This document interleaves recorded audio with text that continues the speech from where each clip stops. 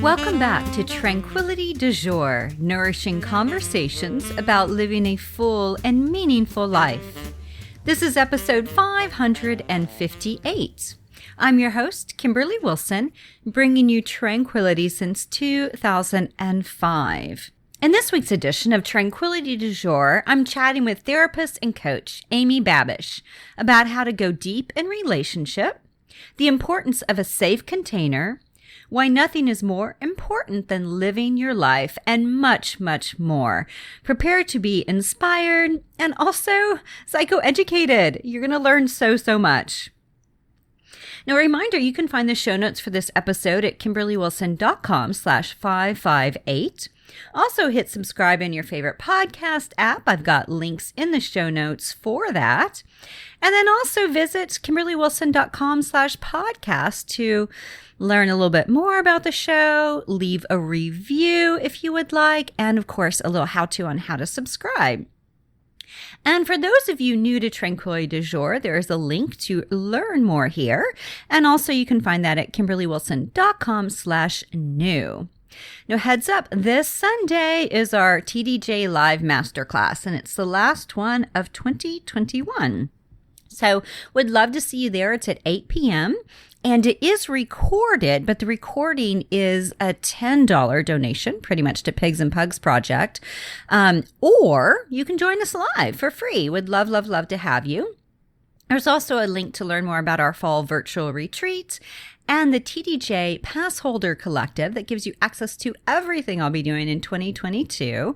And there's a link to that all in the show notes. And without further ado, the lovely Amy is a coach and go-to expert for exceptional women who are ready to love their lives, embody their yeses, unlock the potential of their relationships, radically transform, and create meaningful impact. Okay, no big deal.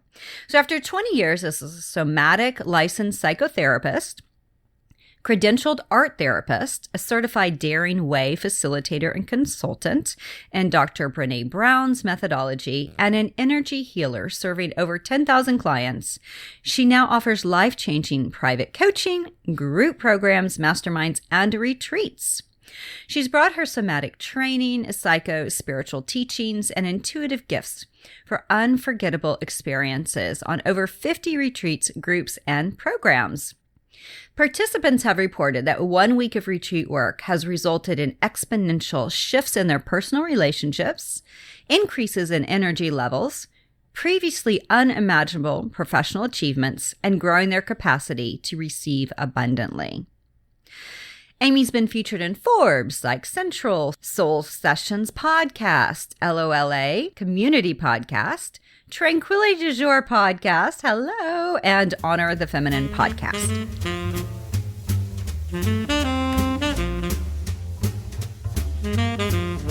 Welcome, Amy. Thank you so much for having me, Kimberly. I'm so excited to be here. It's such a treat, and I'm trying to think back of how long I have known you. I want to say maybe 2013? That sounds about right. Like it's hard to put my finger on it, but it's been a long time. Yeah, it's been a long time. Yeah. And, I reached out to you whenever I saw your email update on all the fun kind of transitions that you were going through, and having gone through a career transition in my life, a few years ago. It's so beautiful to see people morph and almost like this butterfly, right? From like the caterpillar, just like who you come into, the more you're more in touch with yourself. And so could you share a little bit with our listeners about your kind of transition or transformation really over these past many years? Yeah, I would be happy to. And I would say that when we met, I was at the beginning of the cocooning stage. And I used to be known as Amy Tatsumi. I was married to a Japanese man in a relationship for 14 years. I have a daughter who's 10 years old.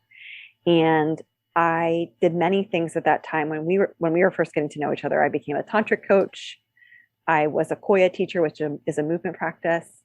And I started offering retreats. And I was mostly a psychotherapist and art therapist. And I also was a consultant for Brené Brown with a little bit of coaching on the side. And now, all these years later, I have come out of my messy middle. I am Amy Babish now, and I am closing my psychotherapy practice and I am offering coaching. So it is a radical transformation. And in the meantime, like I'm in this other cycle now, 2021, of becoming certified as an NLP coach. And NLP is neuro linguistic programming with Haley Carr. She's a wonderful Australian woman. And I'm really understanding kind of the needs of having a continuum of offerings that are more accessible. So previously I had individual therapy and I offered retreat work, and then I had a 3-year program. And the 3-year program's a deep dive and no joke, not for the faint of heart. And those were really what I had. And I had my Koya classes that were standalone. And so now I'm rebuilding the continuum of how people can work with me from one-to-one coaching. And then my free offering is I'm doing 365 days of Facebook Live with teachings every day. At a specific time? It's kind of whenever spirit moves me or whenever my schedule allows. Right. Yeah. I love it. That's great. And listeners, we'll have a link to her Facebook page, but it's Girl with the Bun. So if you want to tune in on those. Yeah. And I always take kind of, if there's comments or questions, I will go into create another live around it. So right now my theme I'm speaking about is relationships. And so everything from how do you handle conflict to mind reading to strategies to you name it. Like I'm just covering the gamut of what people struggle with relationship and what they long for. Love it. Yeah. And I think relationships and career are two big things that have really come out of the pandemic for people, of looking at the relationships they're in. Are they still resonating? And then career, I read that like 40% of people are looking at career changes, and maybe not like, complete like shifts in fields, but switching the organization that they're working with or in, and so that's like a lot of reflection and change that's happening. I feel like people got really clear about what mattered most. And even for me as a 20-year psychotherapist to really get clear about I'm going to move into coaching, that's a dramatic shift even within my own context, but then also seeing in so many clients wanting to like either move, create new relationships, rebuild relationships, or complete with relationships, and also transition in career. So I saw a lot of that amongst many, many, many clients over the past year and a half, and also in my own life. Mm-hmm, mm-hmm. It's actually a beautiful thing, the ability to pause. And, we offer that with retreats or things like that. But the pandemic forced that upon us, right? To really like pause and look at things. And, we couldn't be in relationship with people the same way. And so it's been nice to be like, oh, which ones did I miss? Which ones did I didn't even notice, right? And to make shifts around that. I mean, I feel like it was a gift. It was a hidden gift that people might have avoided, but it came really, I think, at a critical time. And especially, I see mostly people in their 40s, 50s, and 60s. I have some people in their 30s and a few people in their early 20s, but I feel like in that midlife process of really discerning like what is in alignment for me and how can I make the most of the life that I'm given, because this is the youngest I'll ever be today. And how do I not kind of wait until I'm retired or wait until X happens or wait until Y happens? It's like, I want to really make the most of what I have right now. Absolutely. And yeah, because there's no guarantee, right? And I think having gone through what we've all gone through over the past year and a half, it really kind of puts that in perspective. So one of the things you talk about on your website, which I love, is the idea of clear out the limiting beliefs and stories that are the root causes that drive your capability, while at the same time keeping you from feeling worthy of living a whole life and being in healthy relationships. Okay, so that's big, right? And I love that, is this idea. How do you encourage clients, therapy, art therapy, coaching, how retreat people, whatever, to clear out limiting beliefs and stories? Because we hold those pretty tight. Yeah. I mean, I think for the longest time, working somatically with being a trauma and attachment expert, and then also having integrated Brené's work with being a consultant for her with the shame and the worthiness and the vulnerability piece, I worked really from the body, from a bottom up approach. And what I saw after people really found that they are worthy, they still had the residue of what we would call limiting beliefs. So even though they felt like on my own, I'm good enough, I'm capable, I know I belong, but when I got into a relationship with others, all of my old stuff kind of came up again. And so limiting belief work has really radically shifted for me by working with NLP. And so a great way to think about limiting beliefs are like the interesting ideas. And so if we took, 100 people or 100 women or 1,000 people all over the world, and we said, is this true for every single one of these people? And oftentimes it's not. Right. So we can start to say like, oh, this is an interesting idea that I have, but it's not true for everyone. So how can I disprove it? What is the evidence and all these other examples that I have around me? And then how can I reframe it? And then how can I look for evidence to reinforce this new belief? And so, Byron Katie's, I was like, Byron Katie's, the work of finding those 20 examples by standing up and writing, I think that's a powerful, accessible practice. And I oftentimes will talk about bias confirmation when it's like, when you're going to, like, we're both wearing red lipstick today. When you're like, oh, I'm going to try out red lipstick. I've never done this before. This feels bold. Then all of a sudden you see all these women wearing red lipstick and you never saw it before. So when you look for something, you find evidence of it over and over and over again. We do the same thing with limiting beliefs. Like, these are the data points of my life. And so I have all this evidence that shows this is what happens for me. This is what happens for me with intimacy. This is what happens for me with friendship. This happens for me in, familial relationships. And this is all that is ever going to happen for me. So we kind of make it very like finality and very limiting. And so when we get into the NLP process and rewiring what is possible, it's like, well, what if I just shifted my awareness and looked for evidence of something quite opposite? Like, prove to me that something else is possible because I'm tired of this. This does not serve me. This doesn't make me feel good anymore. And I'm tired of my own BS. So it's a very potent, like, this is a very basic way to describe some of NLP.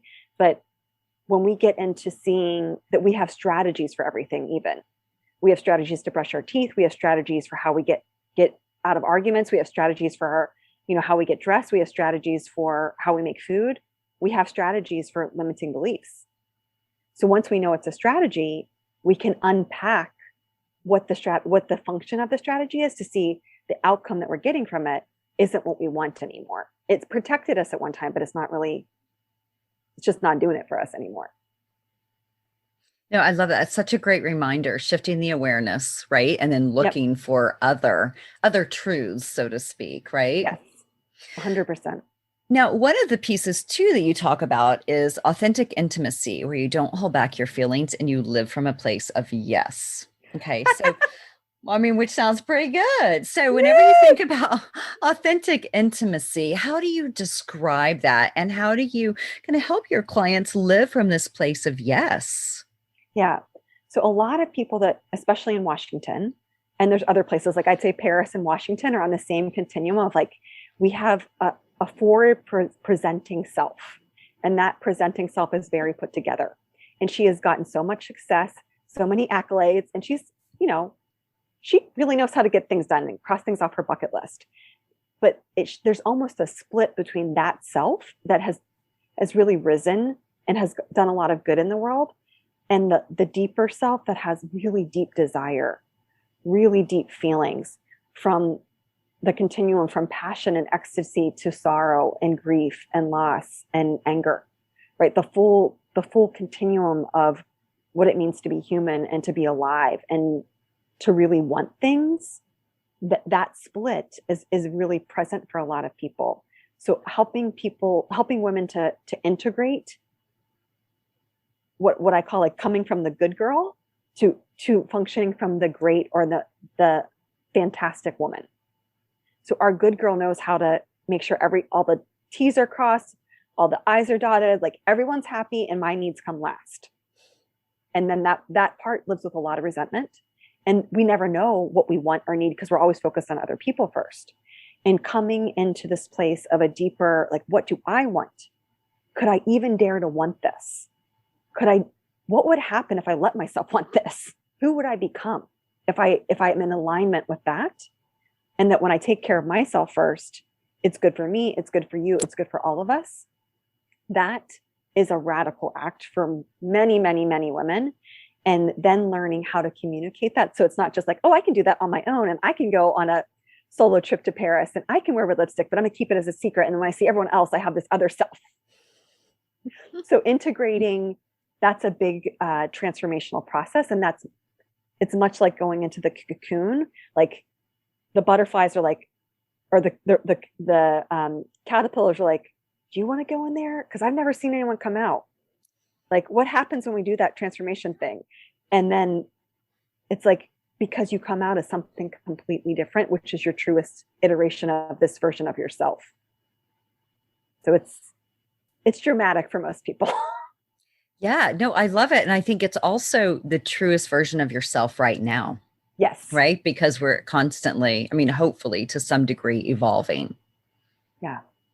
And this, ties into my next piece around integration of your public persona with your private one, which I think really goes along the idea of this authentic intimacy, correct? Yes, 100%. Like many people that come to see me have a very, very public persona. Like either they're in the media or they have a lot of like national security clearance, or they're diplomats, or they're entrepreneurs that have big communities. And so they're constantly in a role of being a leader. And as a leader, they might seem quote unquote extroverted, but then when it comes to their personal life, it's really hard for them to let the walls down and let people really deeply know them. And it's oftentimes very terrifying because in their public persona, like, oh, I do vulnerability. I talk about like what it's like to really lead. And that is true. However, when it comes to individual relationships, friendships, or romantic relationships, that kind of person and that kind of woman oftentimes really struggles with how do I feel it in my body when I'm deeply connecting, when I let the mask down and when I let the walls down. And many people are terrified of letting those walls down, but they don't know how to be. They don't know how. Like, tell me the steps, give me the ways. So it's a very humbling process, and it's a very beautiful process to witness women integrate that, to know like this is what feels right. Like I can have privacy in my public persona, but then I can learn how to let myself shine in my private life also. And how do you encourage people to do that, right? Because that's not easy work necessarily. Because as you said, sometimes you have had your public persona so much or so long, like say you're a diplomat, what have you. And so it's like to then be able to kind of let that guard down a little bit and really be vulnerable or open or what have you, as you said, is terrifying. So how do you slowly kind of chisel away at that to get like the David under the marble? Yes. So this is such an important question of what's the process. So the first question I always ask women is like, what is your intention? So are you doing this because you have the deep desire to deeply connect with people, or to let yourself experiment and try and find out like, who am I really when I'm not in this public persona? Is this worth like the adventure of a lifetime to find out who I really am, or to share myself with somebody else, or to share myself in a more authentic way with people I already know? So when we know the why, that's kind of our come from place. And then I talk with these women because they're used to, you give them a goal, they blow it out of the park. They blow it out of the water. And it's like, this is something where every step of the way, it's uncertain. And every step of the way, when we take the lead, whatever your paradigm is, with the world, the universe, spirituality, like the universe responds.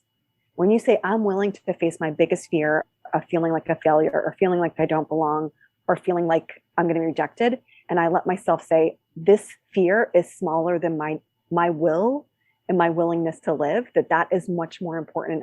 I'm much bigger than that fear. That's when the magic happens. And a lot of times these kind of women, and I was one of these women for a long time, you're used to having what I would call circumstantial power. Like as long as everything's going well, as long as I can control everything, as long as I control me, the outcome, you, all these things, I'm good and I'm great and everything's peaceful and jazzy and blah, blah, blah, right?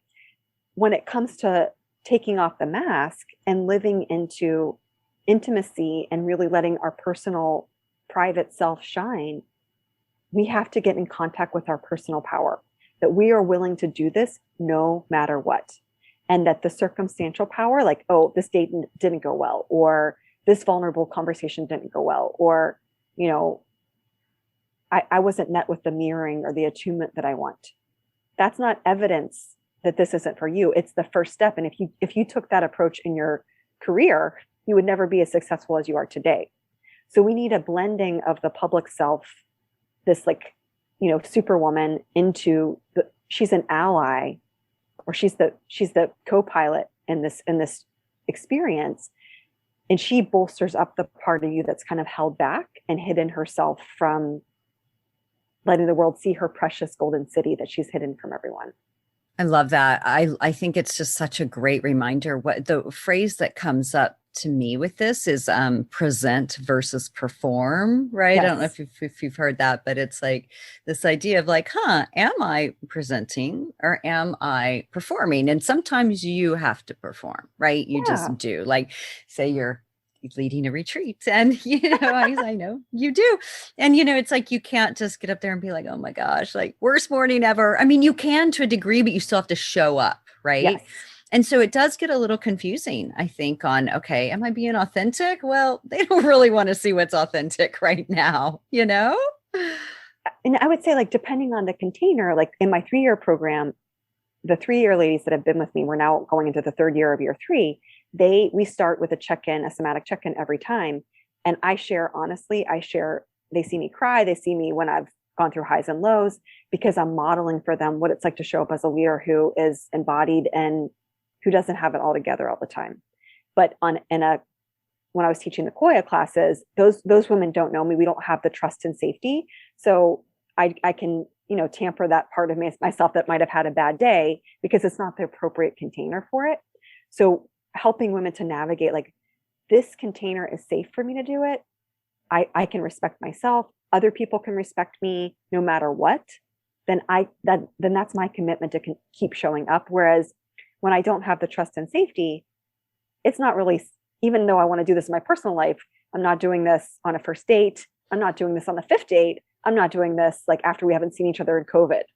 Like, it's a one step at a time, kind of testing the waters practice, that you get to have more practice under your belt each time you experiment with it. Yes, such a great reminder, right? It is all about the container. So important. And one of the things that you just said that I just wanted to touch on, and you've used this word a lot, at least in like our interactions in the past, the word embodied, right?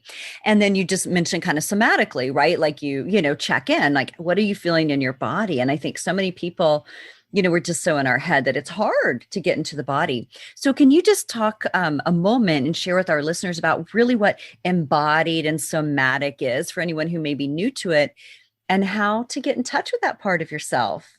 Yes. Yeah. And most people that come to see me have that experience of maybe from the chin up, like to our hairline, we're like, oh, I can feel things here. But then when I go to check in, it's like, well, I don't know what to feel in here. Like, what does that mean? It's like a foreign language. And so the easiest ways to practice reconnecting our nervous system and our awareness, kind of like, that's the intention of mindfulness, but oftentimes it's empty your mind, you leave your body. This is the opposite of that. So knowing, can I feel my breath? And I don't have to lengthen or shorten it. And for some people, they need to close their eyes to tune out stimulation. Then, can I feel my sits bones? And your sits bones are, if you're a woman, your pelvic bowl. Can I feel that with the seat that I'm in? And then if I'm sitting in a chair, can I let my back body lean against a chair? And what do I notice when I am having these touch points? And then the last one is oftentimes the most challenging for people. It's, can I feel my heartbeat? And I oftentimes recommend that people place their hand underneath their shirt or both hands, and you notice for temperature, And sometimes we can't feel our heartbeat, and that's a sign that we're a bit disconnected, and that's not good or bad, right or wrong, but that's a very common thing. And so these are some touchstones, like how do I come down and in? And that's a gentle practice. And one of the things I offered to Kimberly as a thank you for being on the podcast is that if you leave Kimberly a 5-star review for her podcast and you screenshot it and send it to me, I will send you a guided meditation with what we call pointing out instructions of how to come into the body. It's a somatic resourcing meditation. So this is a practice that, just like massage, you can cultivate it over time. You do it once, it's great. You do it twice, even better. Like the more you do it, the more your body gets attuned to you noticing what it's like to feel down and in. So that's the foundation for embodiment. And then as you grow your capacity to feel like, oh, this is what it feels like to be me and my energy and my essence. And all of us have an energetic kind of energy flow blueprint. And so some people's energy feels like honey or molasses. Some people's energy feels like champagne bubbles. And then we have everything in between. So when you're in your embodied self, your home vibration, your home energy has a certain energetic quality to it, just like music. There's so many different kinds of music. There's so many different kinds of energy. And when you are embodied or neutral or spacious, when you're really just all of you, your energy will have a certain quality to it. Versus when we're in our head, we have no idea what we feel like. We're focused on everything else other than what we feel like. So when we're embodied, then when we get the yes is like a plus, plus, plus. Like it's like a blank yes, like a HEE experience or an F, blah, blah, blah, blah. It's like, oh my gosh, this is like when you think about your favorite things in the world, like, oh my goodness, this is my favorite thing. I'm such a yes to it. Like it's a feeling in my body. Some people feel it in their heart. Some people feel it in their pelvic bowl. Some people feel it in their gut. And some people feel it like up and down, like goosebumps. But when we feel the full bodied yes, we can't be led in the wrong direction. And sometimes that full body yes is terrifying, but it's like, that's how you learn to attune and tune in a very deep way somatically. Thank you for kind of the walkthrough, because the breath, we're always breathing. I mean, we should be. And we always have our body, right? So there are two beautiful things that can help bring us into the present moment.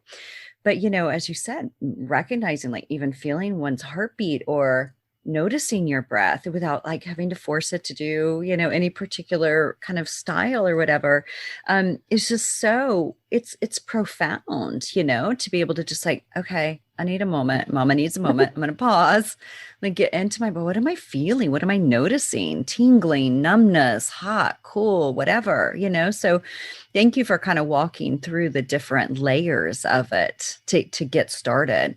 One of the pieces that I also really love that's on your website, Amy, and I think you do a really good job at this, but healthy relationships where you feel seen, heard, known, and celebrated. And interesting that, with Facebook Live right now, that this is something that's coming up a lot, as we were talking about at the beginning with relationships. But how do you encourage people to, A, find relationships like that, and then be a person who offers that in relationship? Yeah. This is something that I'm known for. So as my psychotherapist self, I created this community of people in Washington that really came together to practice relationships. So they came on retreats with me, they came to the dance classes, and then some of them came, to multiple retreats and into the 3-year program. And so when you cultivate this intimacy of learning how to check in and say, this is what comes up for me when you speak about this. And we're not like analyzing each other, but noticing, oh, I don't even know this woman, and I'm having this big reaction in my body. Then you start to get into this new arena of, oh, this isn't really about her. This isn't even about the circle. This is about me and my stuff.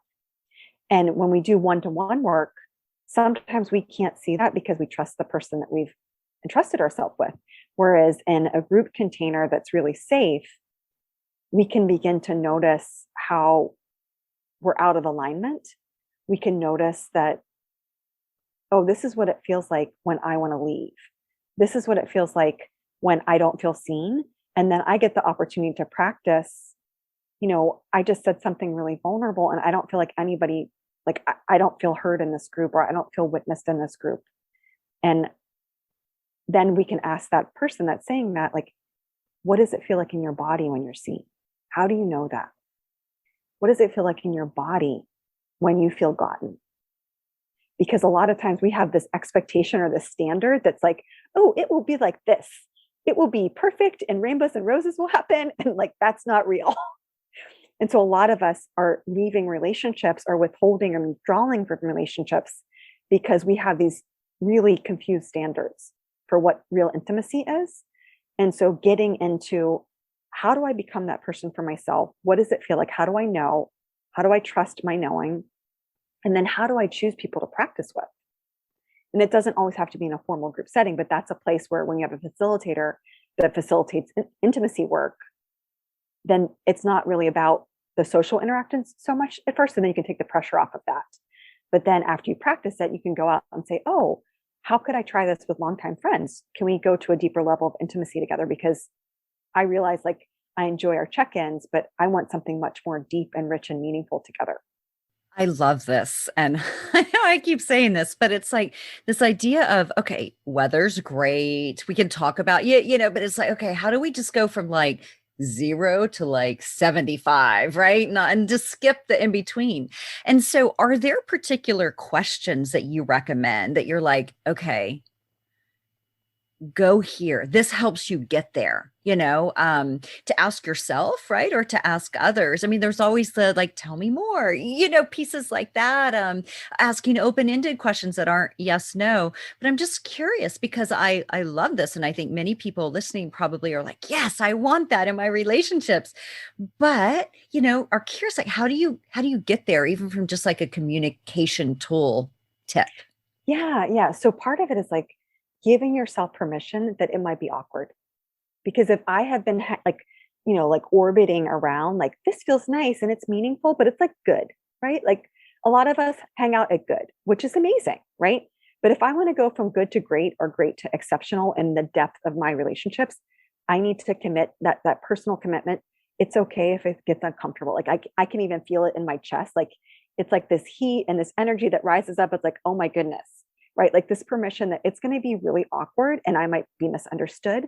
But I believe that we can work through any awkward moments or any misunderstandings because I care about you, you care about me, and let's do this. So when we set the container in the relationship, in the context of the relationship, like, do you want to do this with me? Like, I remember when I started doing the Brene work really early on, and like, nobody had seen her TED talk. And I was like, hi, can we talk about that? We haven't really been vulnerable, and I'm a therapist that wasn't vulnerable. Like, even doing it in my friendships, even before clients, like, invoking that intentionality it gives us a place, like, let's fumble through the dark together. Because if you knew how to do it, you would have invited me into this. And if I knew how to do it, I would have invited you into this. We're gonna be vulnerable together. So when we have that understanding, then you can go into, like, what is really here? Like, what have you been afraid to tell me about, like, the most important parts of your life? What have you felt like, oh my goodness, if I tell this to you, what are you going to think of me? Like, how do I know that we're going to work this through no matter what? So we need the safety present before we begin to vulnerably share and ask questions and receive information back. Because when we don't have the safety, that's when rupture can happen. And if we don't have the skills to do repair, it kind of reinforces our worst nightmares. Like, oh, I'm too much for people. There it is again. I'm too much. Or, oh, there it is. I'm not enough, right? We're on either part of the pendulum usually, and usually depends on the relationship where that shows up. So naming the intention, creating safety, and then really committing to, this is what we're going to do. Even if we titrate it, like, we're going to do 5 minutes each of vulnerable sharing, and then we can go back to talking about, like, what we're going to buy. Like, I'm going to buy groceries. I'm going to the farmer's market. Like, we come back out like, oh, I'm okay. We survived this. We did it. I can't believe we did it. And what comes to mind is, like, I was getting my hair done. I love my hairdresser. She's magical. She always puts magical people together. And this woman was like, oh my gosh, like, you're a vulnerability person. Like, I'm so vulnerable. And then my hairdresser said to this woman, but what about your business? And then this woman's face she's like, oh my goodness, I thought I was a vulnerable person, but I don't want to share about my business. I'm terrified. So oftentimes it's not all or nothing, but we have one part of our life or many parts of our life where we're kind of like that public persona place. In this case, it was in her public persona, her private life, she was vulnerable. But many people that I'm sure that you know that listen are public persona, like I can share vulnerability. I lead people, I inspire people, I do it. But when it comes to that private life, it's like a brand new skill set. But you've already done it in this way, you can learn to do it over here. Right. It's a transferable skill. Yes. Yes. Yes. Exactly.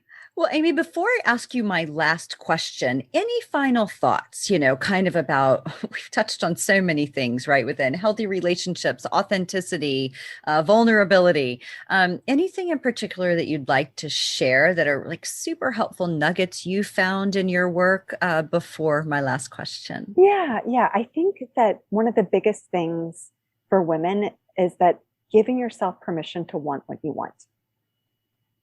So rather than should, rather than this is what I've been doing, like I'm used to this is what's comfortable. It's like, what could I dare? How brave could I get to give myself permission to dare to want this? And who would I become if I let myself want this? I feel like that is like a life-changing question that sometimes we only get to on our deathbed or when we've lost someone. Like, I wish I would have had the opportunity to do this with this person. And COVID has been such a poignant time to really see that. Like, why did I never let myself go to Paris? Why did I never let someone know how much I loved them? Why didn't I do this? Like, we're missing opportunities all the time because we don't let ourselves do, want, believe, share, dance, cry, ask for what we want in sex, like you name it. Like, we're not letting ourselves want what we want. And it causes a lot of confusion. So that permission that is like deeply going inside to say, like, what is it even that I want is really a game changer. Huge, right? And it's not easy because as you mentioned earlier, it's like so many people are giving, women in particular, right? Caregivers, right? So giving to others and then, there's some resentment building and then feeling as if there's no space for us to go internally and to really take good care of ourselves because we're so busy taking care of others or a community or whatever it might be.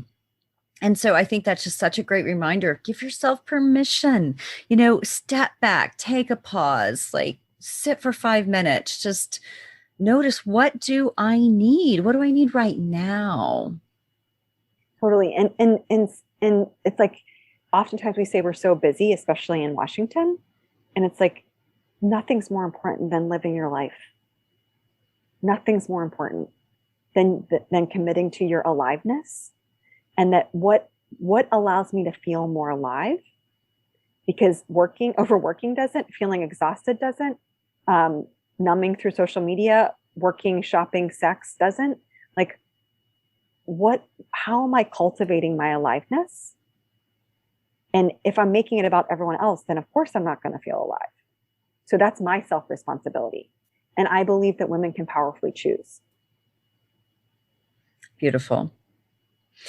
So my last question for you, Miss Amy, is the name of the podcast, Tranquility du Jour. So how do you find tranquility in your everyday? I love nature. So I live by Rock Creek Park and I also live by stables. And so I make sure that I go into the park or I go see the horses every day. Like, nature is just a natural filtration system for me. It brings me back to like what really matters. And it helps me to get really clear, both through my oxygen levels, but also through just the vibration of the tranquility of the woods that I'm super grateful for. Nature. So healing. Yes. Thank you. Thank you so much for being here, Amy. It's always a treat to connect.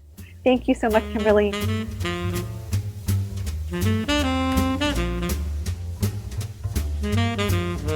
So you can find our guest on Instagram at amy.babish, which is Babish, and then also on Facebook at Girl with the Bun.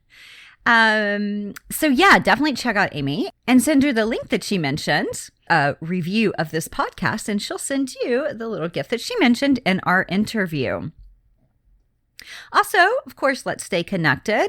I send love notes, and I'll be getting one out this week. So if you're not on the list, be sure to sign up. There's also a link to my 6 books and planner, ways to find me on social, and a link to my eco-friendly, locally made clothing line, TDJ.